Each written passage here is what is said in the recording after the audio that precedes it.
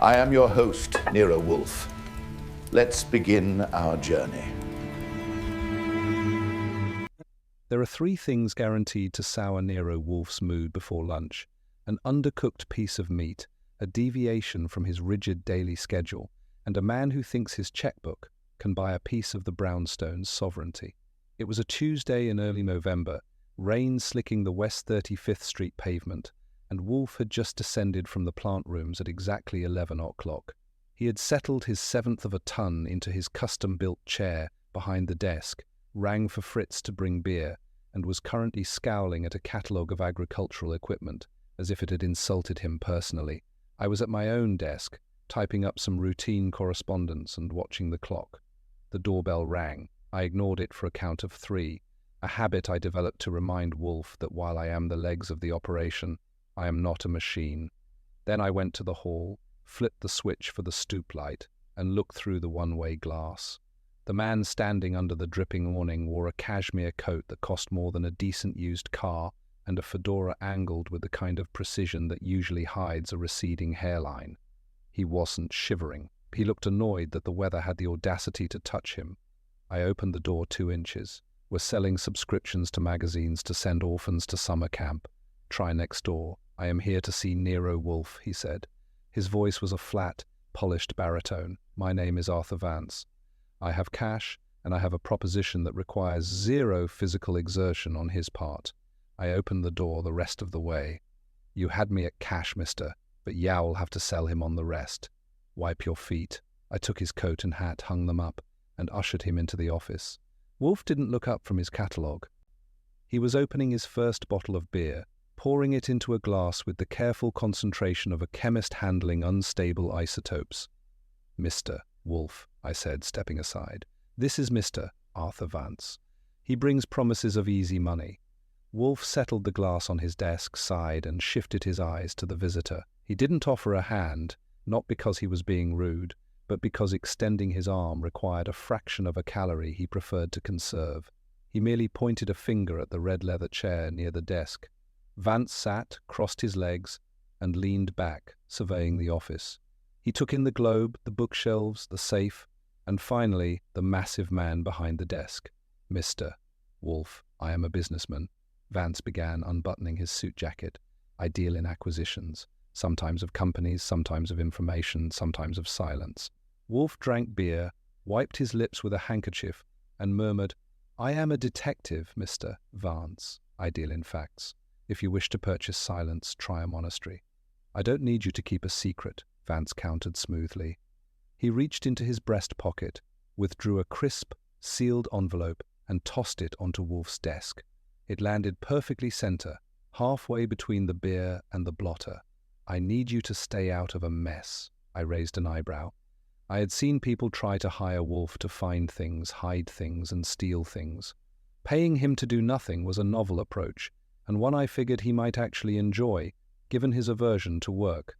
In that envelope, Vance continued, is $25,000 in bearer bonds. It is yours on one condition. For the next 10 days, you decline any case, consultation, or inquiry relating to the estate of the late Julian Thorne. Wolfe's eyes didn't dart to the envelope. They stayed locked on Vance. I, however, stared at the envelope. 25 grand for Wolfe to sit on his oversized behind and read books. It was the American dream, I see, Wolfe said softly. His tone was dangerously mild. You are paying me an exorbitant sum to refrain from an action I had no intention of taking. I have not been approached by anyone regarding Julian Thorne, nor do I have any interest in dead men's estates, unless their heirs require my services. Consider it an insurance policy, Vance said with a thin smile. There are people who might seek you out. People who believe my acquisition of Thorne's assets is questionable. They are emotional. They might come here, weep in that chair, and appeal to your legendary intellect. I am simply outbidding them before they arrive. Wolfe pushed his lips out, drawing them in again. It was a sign. The wheels were turning. Mr. Wolfe rumbled, his voice dropping half an octave. You have made a miscalculation. 2, in fact. Vance stopped smiling. Oh. First, you assume my intellect is a commodity to be auctioned to the highest preemptive bidder. It is not. I work when I am broke or when my curiosity is sufficiently provoked. You have just eliminated the first condition by offering me money, but you have catastrophically activated the second. Vance sat forward. Now, listen here. No, sir, you listen, Wolfe snapped, suddenly sharper. The second miscalculation is your presence in my house. By bringing this envelope, you have informed me that Julian Thorne's estate is volatile, that you fear my interference, and that you are willing to spend a small fortune to keep me blind. You have brought a stench into my office, sir. Wolfe picked up the envelope by the very corner, as if it were coated in grease, and dropped it into the wastebasket beside his desk. Archie, Wolfe said, looking at me. Yes, sir.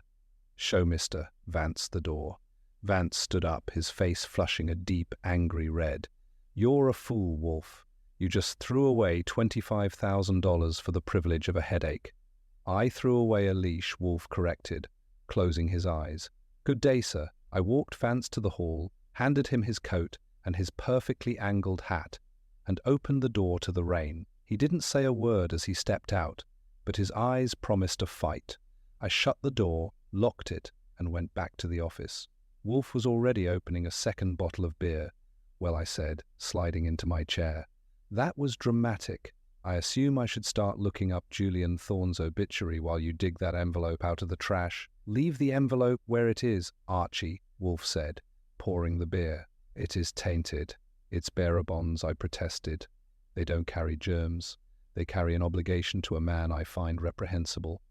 Wolfe drank, set the glass down, and let out a long breath. Get Saul on the phone, and gather whatever the newspapers have on Thorne's death. It seems we are employed. By whom? I asked, putting paper into the typewriter. We don't have a client. Wolfe opened his eyes and looked at the wastebasket. My own vanity. Archie employs us. A harsh master, but it pays punctually. Let us see who Mr. Vance is so desperate to keep away from our door. By 2:00 the following afternoon, I had assembled a dossier on the late Julian Thorne that was thick enough to serve as a doorstop. I sat at my desk, reviewing the financial gymnastics of a man who considered the tax code a mere suggestion. Thorne had built a shipping empire, leaving behind a fortune bleeding from sudden corporate wounds. According to the papers, his death 3 weeks ago was natural, but the subsequent dismantling of his assets was anything but. Nero Wolfe was leaning back in his custom-made chair, his eyes closed, ostensibly processing the summary I had just recited. His breathing was so slow and rhythmic you could have set a metronome to it. The doorbell buzzed, an abrasive sound that shattered the quiet. Wolfe's eyes snapped open. He glared at the door as if it had committed treason. Archie, if that is a peddler of vacuum cleaners, buy one and test it on his skull. It's too cold for peddlers, I noted, standing up. The November air outside had turned brittle and grey, freezing the puddles left by yesterday's rain. I walked down the hall, flipped the switch for the stoop light, and peered through the glass panel. There were 3 of them, huddled like stranded survivors. A woman in a tailored wool coat faced 2 men. She was striking, with sharp cheekbones and dark eyes that looked like they hadn't seen sleep in a week. The men behind her looked equally tense. One was tall, nervously twisting the brim of a hat, while the other was built like a retired middleweight boxer, pacing a tight circle on the top step. I opened the door, letting in a gust of freezing air that threatened the climate control Wolfe fiercely maintained for his orchids upstairs. Yes? I asked, blocking the threshold with my shoulders. We need to see Nero Wolfe, the woman said. Her voice was steady, but there was a frantic edge to it. My name is Clara Thorne. This is my brother Elias and my father's former business partner, Marcus Croft. Clara Thorne, I repeated slowly. I assume you mean the late Julian Thorne's daughter. You know of him, the tall man, Elias blurted out. He stopped twisting his hat. Then you know why we are here. I know it's freezing, I said, stepping back and pulling the oak door wide. Come inside before the draft ruins the thermostat and I lose my job. I took their coats. Clara moved with guarded elegance, her eyes taking in the brownstone's interior with calculation. Elias was vibrating with nervous energy, his eyes darting toward the stairs. Croft, the broad-shouldered partner, kept his jaw locked, radiating a quiet, simmering anger ready to boil over at the slightest provocation. I led them into the office. Wolfe had not moved a millimeter. He was seated behind his desk, his massive hands resting flat on the blotter, his face an unreadable mask. "Mr. Wolfe," I announced, returning to my desk. "Allow me to introduce Clara Thorne, Elias Thorne, and Marcus Croft. They bring no bearer bonds, but they do bring a terrible draft." Wolfe shifted his gaze, sweeping over the trio before letting it settle on Clara, who had taken the red leather chair. Elias and Croft remained standing, uncomfortable under Wolfe's silent scrutiny. "You are grieving, Miss Thorne," Wolfe murmured, his voice a soft rumble. "Yet you are not here for condolences. You are here because someone is systematically dismembering your father's legacy, and you believe you are powerless to stop it." Clara's eyes widened slightly, the first crack in her composed facade.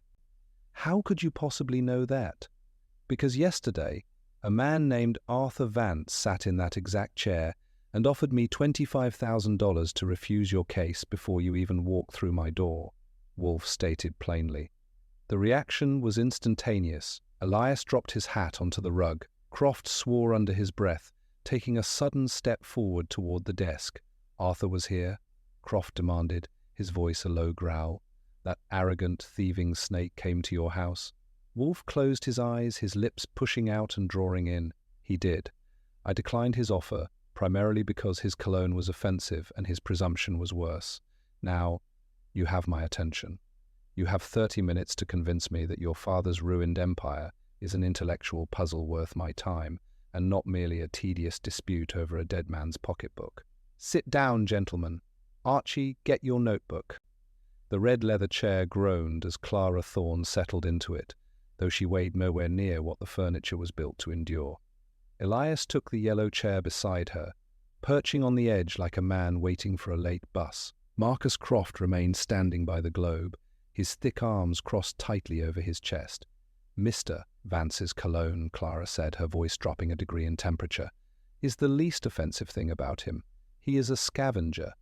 My father's company, Thorne Logistics, was perfectly solvent when he died of heart failure 3 weeks ago.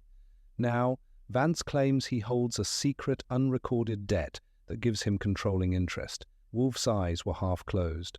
"A debt of what nature?" "A gambling marker," Elias blurted. He had a habit of speaking quickly, as if afraid someone would steal his breath before he finished. "A massive one. Vance produced a document signed by my father, pledging 51% of the voting stock against a $2 million loss from a private game in Havana 5 years ago. If the debt wasn't cleared upon his death, the shares transfer immediately. And you believe the document is a forgery," Wolfe murmured. "I know it is," Croft snapped, taking a heavy step toward the desk. "Julian didn't gamble. He was a ruthless bastard in a boardroom, but he didn't play cards, he didn't play ponies, and he certainly didn't risk his life's work on a pair of dice. Vance manufactured that piece of paper to steal the company. A forgery of that magnitude requires an intimate understanding of your father's affairs," Wolfe said, his gaze shifting to the partner, "and access to his private seals and signatures. Who possessed such access?" The room went silent. It was the kind of thick, uncomfortable silence that I usually enjoy watching people squirm in. I kept my pen moving across my notebook, getting every word and hesitation down. "That is the problem," Clara finally admitted, her hands gripping the arms of the red leather chair tightly. "Only 4 people had such access. The 3 of us in this room, and my father's private secretary, a man named Leonard Hale." Wolfe's lips pushed and pulled. "So, you are telling me that in order for Mr. Vance to possess this fraudulent document, one of the 4 of you must have helped him create it." Elias' head jerked up. "You think one of us betrayed him? That's insane. Why would we help Vance steal our own inheritance? People do irrational things for money, Mr. Thorne," Wolfe said softly. "Perhaps Mr. Vance paid one of you handsomely. Perhaps one of you held a private grievance against your father. Or perhaps the inheritance was not distributed to your liking, and you sought to profit through sabotage." Croft's face turned raw beef. "Listen to me, you obese shut-up, Marcus," Clara snapped.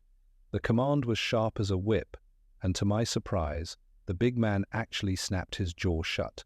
She turned back to Wolfe. "He is right. As much as I hate to admit it, Vance couldn't have built this trap without an architect inside. He knew exactly which assets to freeze, exactly which board members to intimidate, and exactly where the safe deposit boxes were kept. He had an informant, and this Leonard Hale, Wolfe inquired. Where is he? He vanished the day after the funeral, Elias said, nervously rubbing his hands together. Cleaned out his desk, packed his apartment, and disappeared. The police won't look for him because no official crime has been reported. The stock transfer is technically legal pending a civil dispute. Wolfe sighed, a deep, rumbling sound that meant he was annoyed at the prospect of working. So we have a forged debt, a missing secretary, a hostile corporate takeover, and 3 heirs who are simultaneously victims and suspects. Archie, yes, sir, I said. How much was in the envelope, Mr. Vance offered us? 25,000 in bearer bonds, I replied. A significant sum, Wolfe noted, his eyes scanning the 3 faces before him. It suggests Mr. Vance is not entirely confident in his forgery. He is frightened of exposure.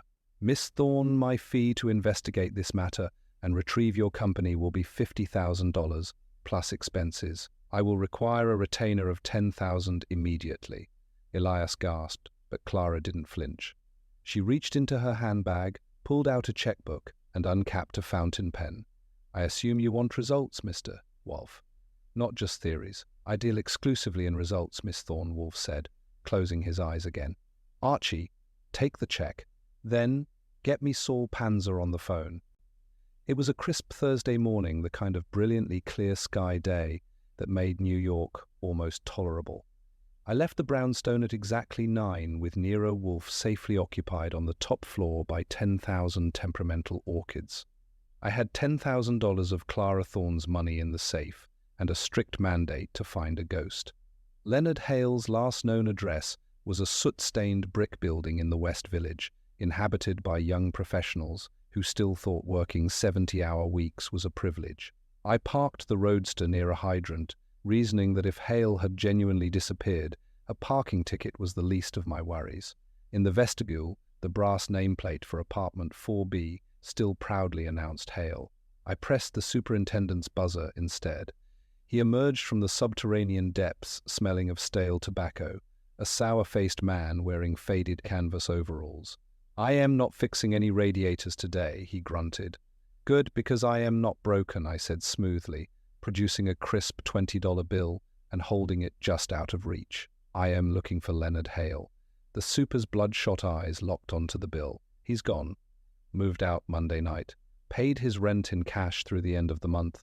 Took 2 heavy suitcases and vanished. Didn't leave a forwarding address.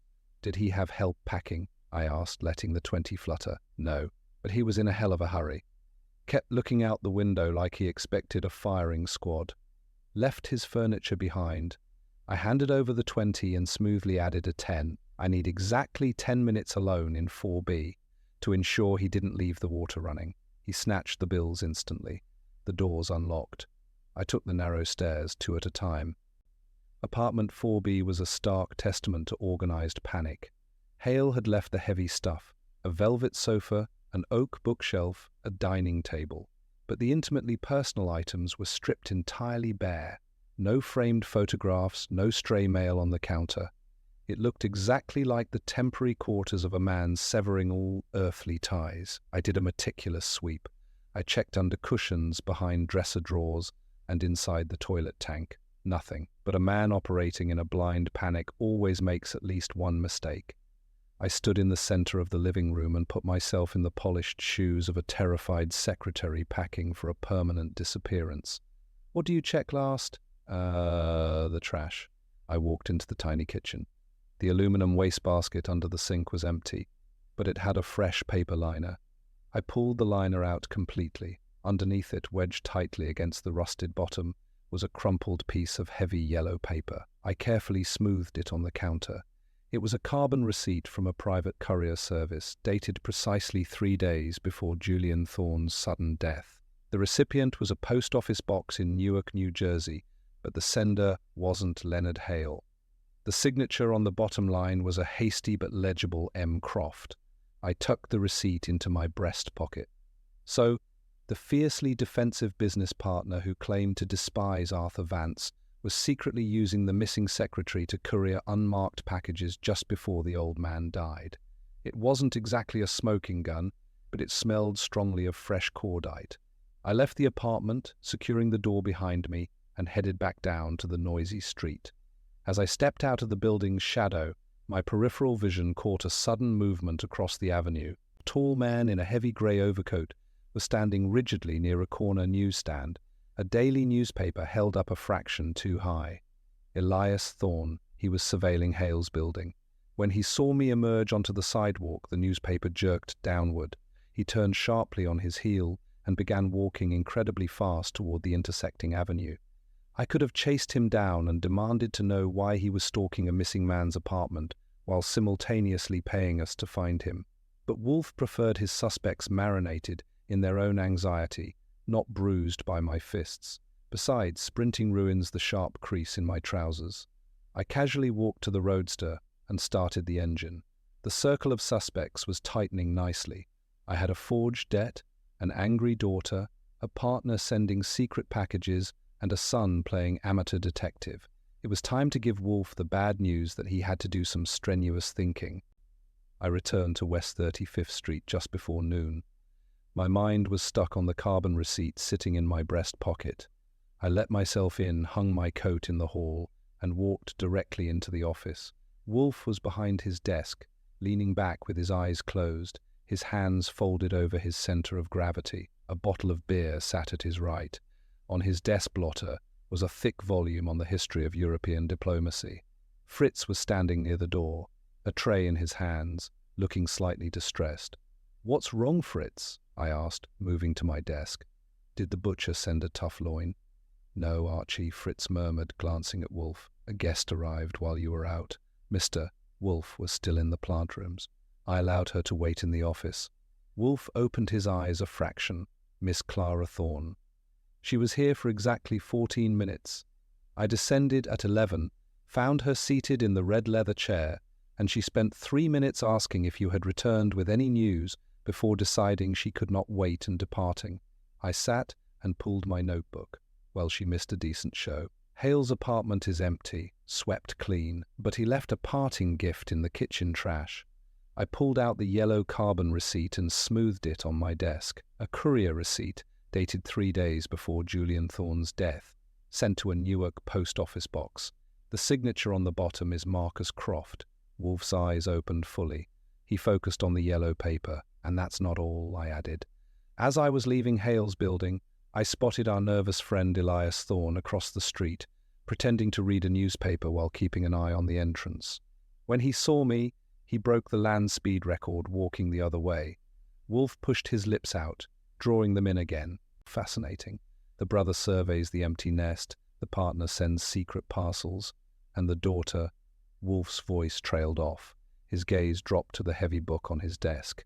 He leaned forward, moving with a sudden, surprising swiftness. He didn't touch the book.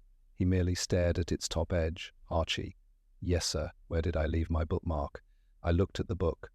A thin strip of told red leather was protruding from the top pages. "In the book, where it belongs, page 412. I saw you place it there last night." "Indeed," Wolfe rumbled, his tone dropping to a dangerous register. "I placed it at page 412.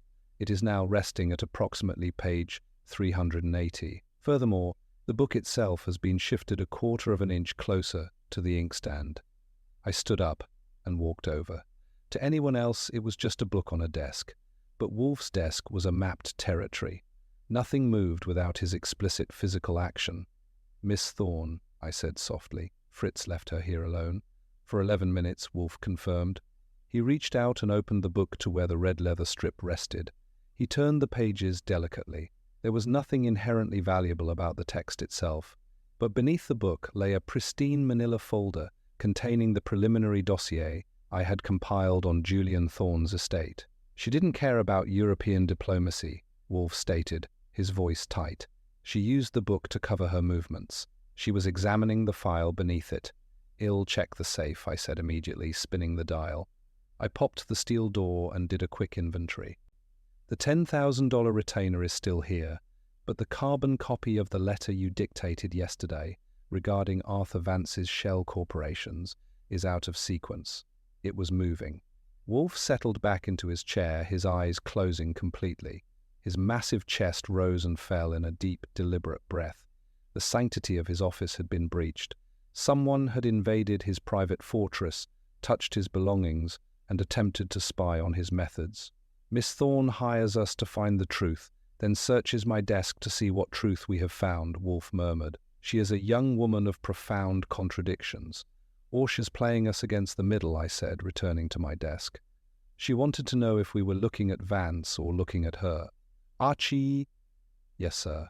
This is no longer merely a professional inquiry. It is a matter of profound disrespect.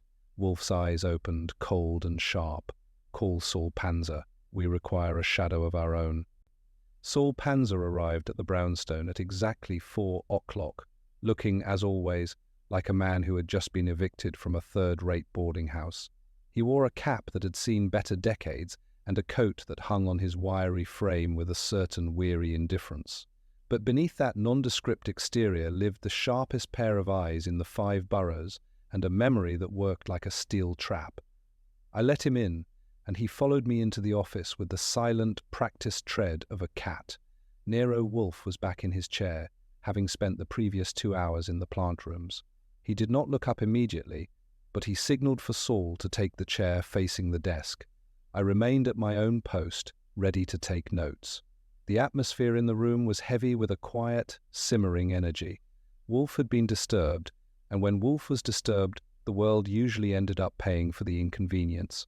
Saul, Wolfe rumbled, finally opening his eyes. I have a task that requires your particular brand of invisibility.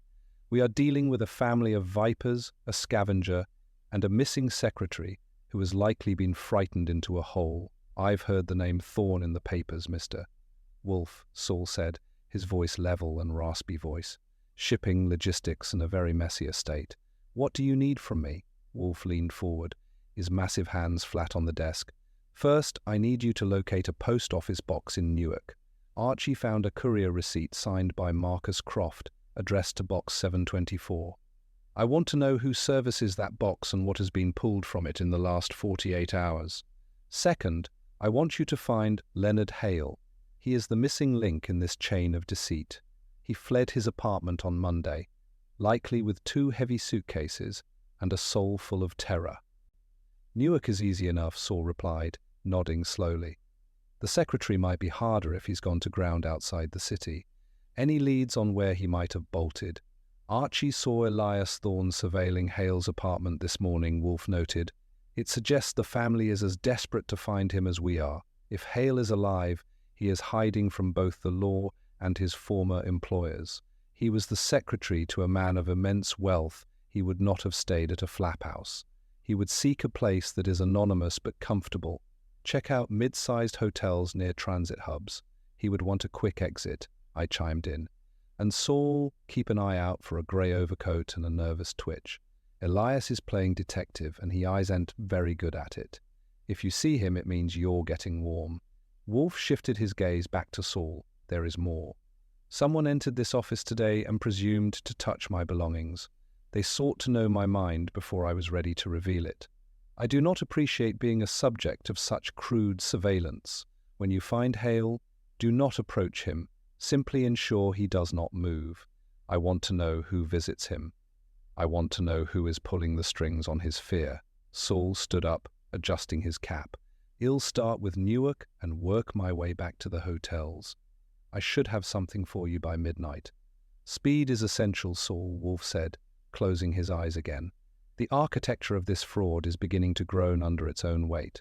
I expect a collapse is imminent, and I prefer to be the one who directs where the debris falls. Saul nodded to me and slipped out of the room as quietly as he had entered. I watched him go, knowing that if Leonard Hale was still in the tri-state area, Saul would have him pinned by breakfast. I returned to my typewriter, but Wolfe wasn't finished. Archie, ring Mr. Arthur Vance. Tell him I wish to speak with him tomorrow morning at 11. Tell him his bearer bonds are still in my wastebasket, and if he wishes to retrieve them, he must do so in person. You're inviting the fox back into the hen house, I asked, reaching for the telephone.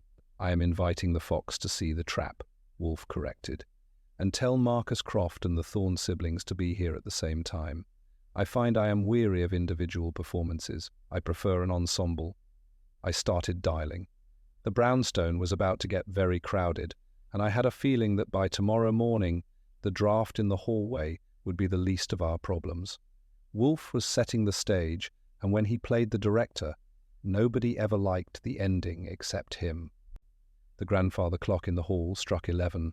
For once, the chime sounded less like a marker of time and more like a tolling bell for the 4 people currently occupying the office.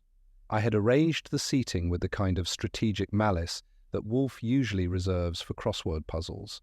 Arthur Vance sat in the red leather chair, looking as polished and predatory as he had on Tuesday, though he kept glancing at the wastebasket as if expecting his $25,000 to jump out and bite him.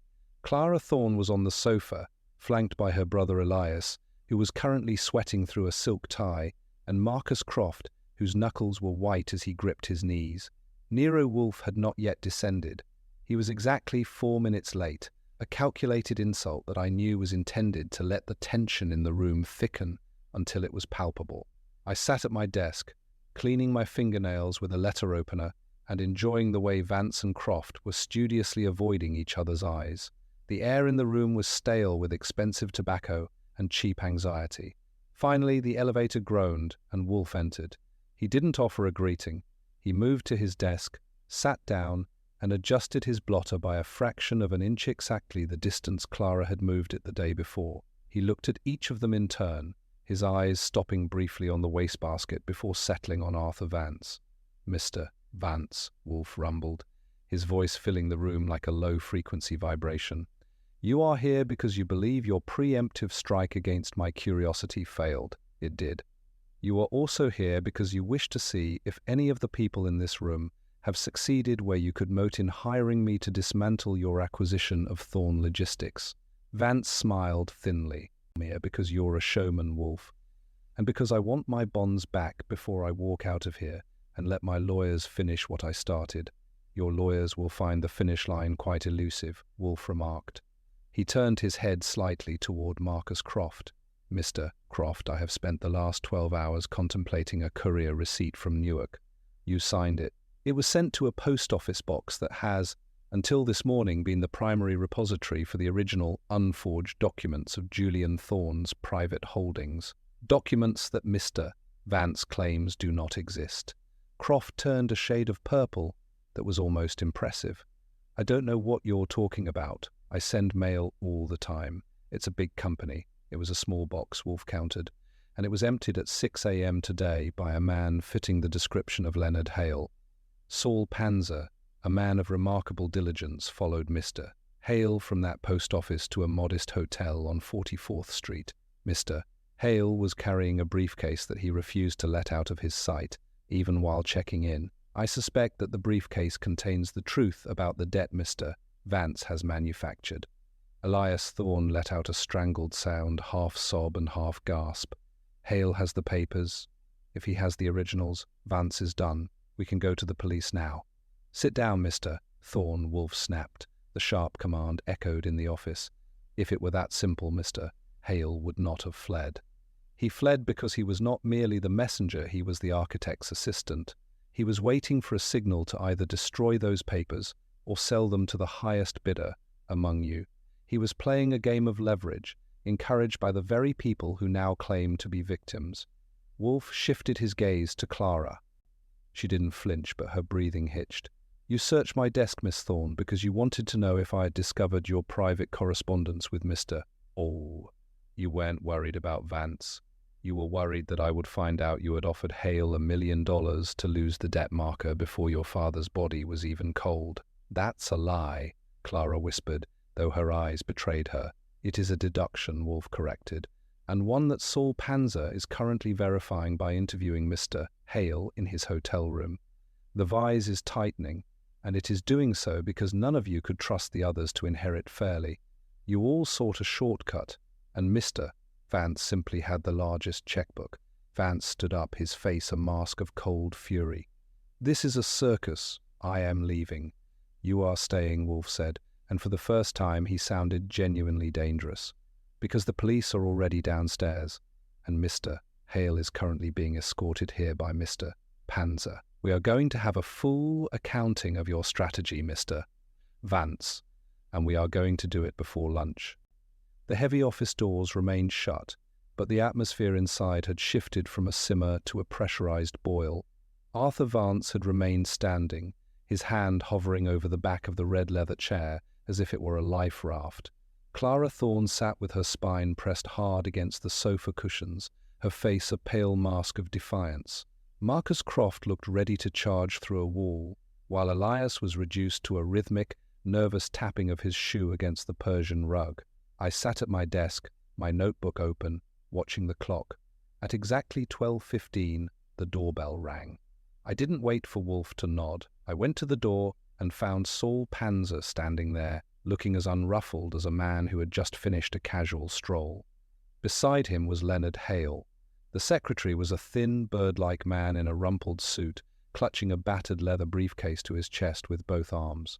He looked like he expected the hallway walls to collapse on him. I ushered them into the office, and the silence that greeted them was heavy enough to bruise.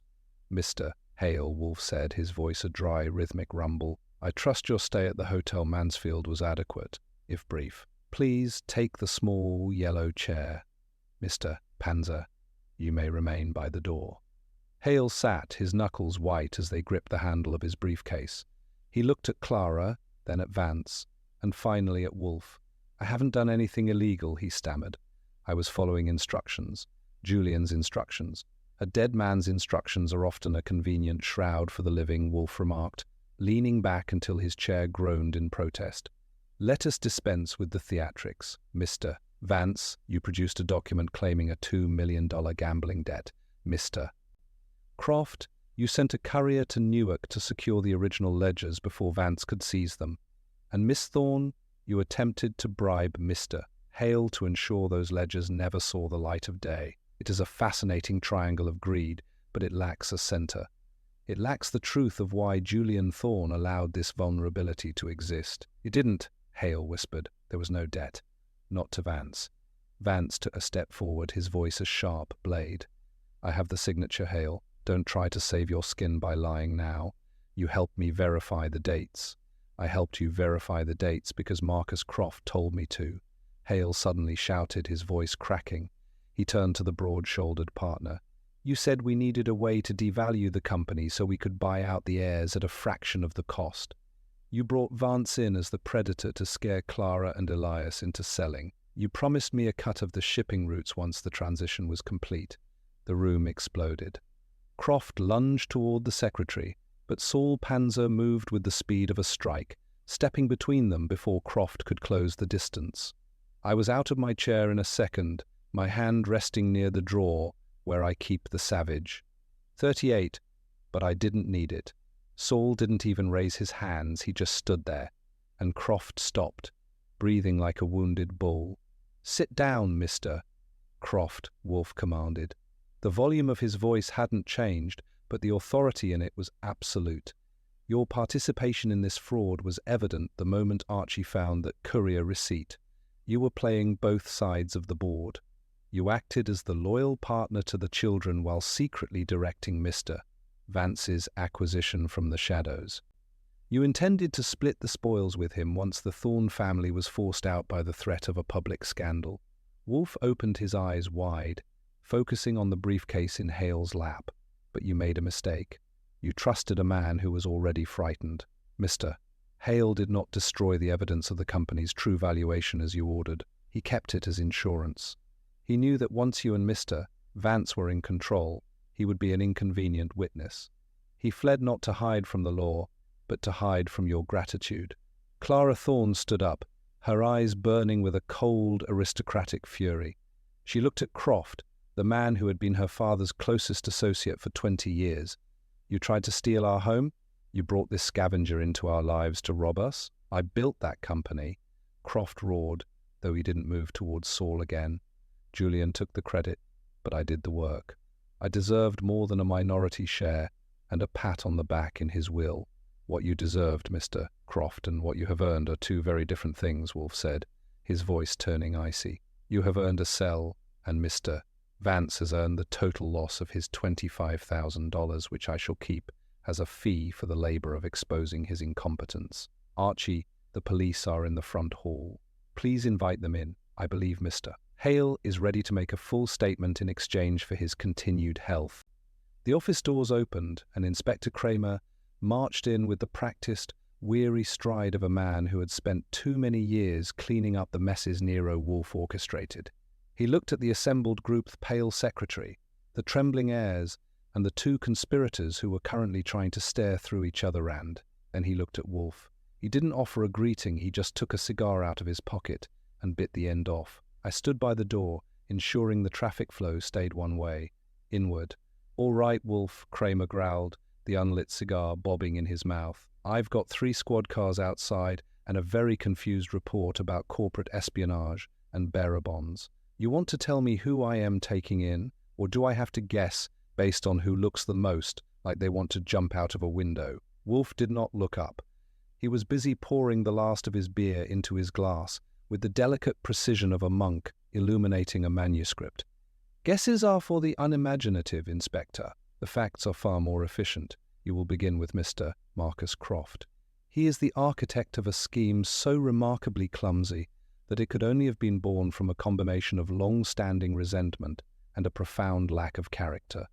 He sought to devalue Thorn logistics by manufacturing a crisis that would frighten the rightful heirs into a forced sale. Croft tried to speak, but the words died in his throat as Cramer approached. Wolfe continued, his voice a smooth, unstoppable tide. Mr. Croft's error was twofold. First, he recruited Mr. Arthur Vance, a man whose greed is only surpassed by his arrogance. Vance was the predator's external threat designed to make the Thorn children believe their inheritance was already lost. Together, they forged a debt marker, using Julian Thorn's old stationery and a signature that Leonard Hale was coerced into replicating from private files. "It wasn't just coercion," Hale whispered, looking up from his briefcase. "He promised I'd be CEO of the new subsidiary. He said the family didn't care about the business, that they'd be happier with a quick cash settlement than a long legal battle. I didn't think it would go this far." "It went as far as your fear allowed it, Mr. Hale," Wolfe said, his eyes snapping to the secretary. "But you were clever enough to realize that once the fraud was complete, you were the only witness who could link Croft to the forgery. You kept the original legist ones that prove no such debt ever existed and that the company's valuation was deliberately suppressed as a shield. When you fled, you weren't running from the law. You were running from Mr. Croft's inevitable decision to silence you permanently." Vance found his voice, though it was several octaves higher than it had been when he first entered the brownstone. "You can't prove any of this, Wolfe. A few accusations from a panicked clerk and some circumstantial paper. My lawyers will have this laugh out of court before dinner." "Your lawyers," Wolfe murmured, "will be occupied with the $25,000 in bearer bonds currently sitting in my wastebasket. Those bonds were offered to me as a bribe to refrain from investigating a case I had not yet accepted. In legal terms, Mr. Vance, that is an admission of guilt written in the most expensive ink imaginable. Furthermore, Saul Panzer has secured the Newark post office record showing that the box used for the document exchange was rented in a name tied directly to one of your shell corporations. The trail is not merely warm, it is incandescent." Cramer took the cigar from his mouth and pointed it at Croft. "We'll start with the forgery and conspiracy to defraud. If the DA feels like being thorough, we might even look into the circumstances of Julian Thorn's natural heart failure, just to see if someone helped it along with a bit of stress or a misplaced pill."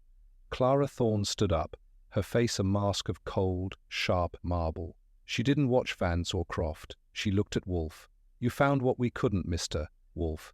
You saw through the man we trusted most." "I saw through the greed," Miss Thorn, Wolfe corrected, finally leaning back and closing his eyes. "Greed is a very loud emotion. It tends to drown out the subtleties of a truly effective lie. Inspector, please remove these people. They are beginning to affect the air quality of my office, and Fritz is preparing a ragout that requires a serene environment." Cramer nodded to his men, and the room began to empty. Croft was led out in handcuffs, his face a dark, mottled red. Vance followed, protesting every step of the way until a sergeant nudged him toward the hall. Hale went quietly, still clutching his briefcase as if it were his only friend in the world. As the heavy front door finally clicked shut, the silence of the brownstone returned, thick and comforting. I sat back at my desk and let out a long breath. The front door clicked shut with a finality that seemed to echo through the limestone walls of the brownstone. The silence that followed was not merely the absence of noise, it was the restoration of a very specific, hard-won equilibrium that Nero Wolfe guarded more fiercely than his bank balance. I stood by the office door for a moment, listening to the fading sirens of Inspector Cramer's cavalcade as they headed towards Center Street. The air in the room still smelled faintly of Arthur Vance's expensive cologne and Marcus Croft's desperation, but the heavy oak desk and the rows of books seemed to be reasserting their dominance over the space. Wolfe had not moved. He remained in his chair, his eyes closed, his vast chest rising and falling in the slow, rhythmic cadence of a man who had just successfully navigated a minefield without leaving his seat. To an outsider, he looked asleep. To me, he looked like a general surveying a battlefield where the smoke had finally cleared.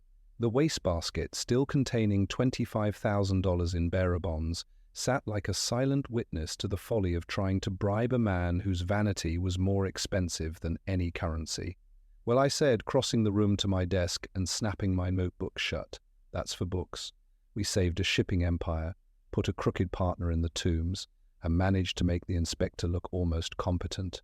I assume I should call the Thorne estate and tell them where to send the rest of the fee, or do you want to keep the bribe and call it even?" Wolfe opened one eye.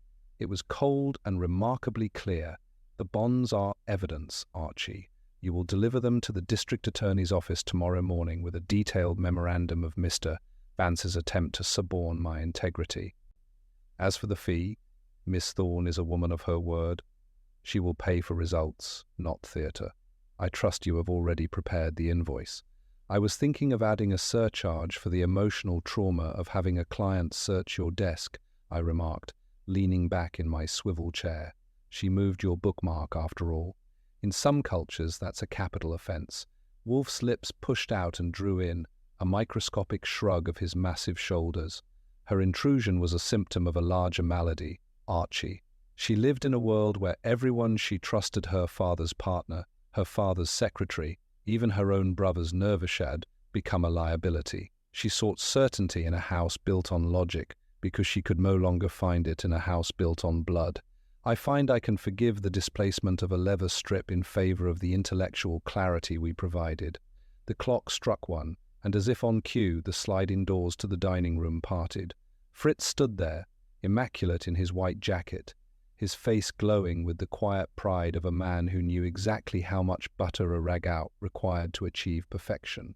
"Lunch is served, Mr. Wolfe," Fritz announced. "The ragout of lamb with young carrots and the chervil dumplings." Wolfe stood up.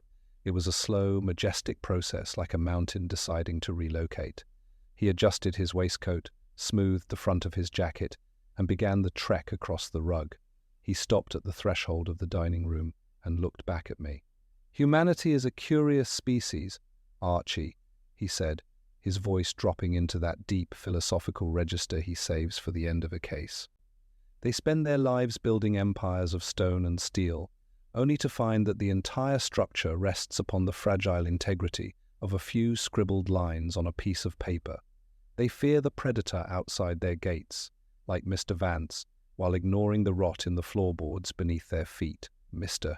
Croft did not fail because he was outmatched. He failed because he assumed greed is a universal solvent. He forgot that there are some things and some men that simply will not dissolve." "Spoken like a man who hasn't seen his bank statement lately," I quipped, following him toward the smell of lamb and herbs. "But I suppose justice tastes better when it's served with chervil dumplings." Wolfe grunted, a sound that might have been agreement or merely an expression of appetite. "Justice, Archie, is a byproduct of order. And order is best maintained when one knows exactly where one's bookmark resides. Come, the lamb will not wait for your wit, and I find I have a sudden, pressing interest in the ethics of the dinner table." I pulled out his chair for him, the heavy oak legs scraping against the floor with a sound that felt like the final punctuation mark on the Thorn affair. As I sat across from him, I caught a glimpse of my reflection in the silver water pitcher. I looked tired, a little rumpled, and entirely satisfied. It's a tough way to make a living, trailing after ghosts and dodging the debris of falling empires, but as long as Wolfe keeps thinking and Fritz keeps cooking, I wouldn't trade the brownstone for all the shipping routes in the Atlantic. Pass the salt, Archie, Wolfe murmured, already reaching for his napkin, and try not to spill any on the rug. We've had quite enough mess for 1 week.